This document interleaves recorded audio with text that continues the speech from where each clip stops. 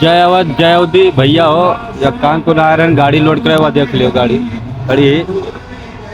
बाकी सामने मेला मंदिर तो हमके चलो स्नान हुई है और यहीं से पूजा वूजा हो जाए और दर्शन हो जाए। प्राचीन बहुत प्रसिद्ध मंदिर है यहाँ पे। बाकी बात 20 साल पुरानी। चाचा कितना साल पुराना है मंदिर? ही 120 साल पुरानी। 120 साल पुरान मंदिर है।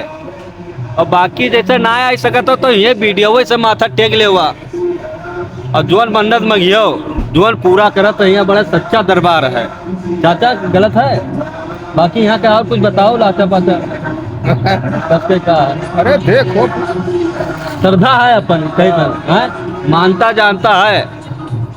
बाकी ठीक है, love you too. Next video का इंतजार करो, याका ना भूला करो। चाचा बताए दो के तो याका ना भूलिए।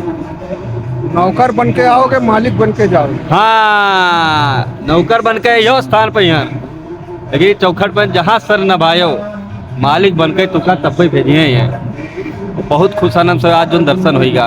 और सबसे ज़्यादा खुश तो हम ऐसे हैं, चाचा जी हमारे मिले, बहुत बढ़िया आदमी हैं, स्वभाव इनका अच्छा लगा हमें।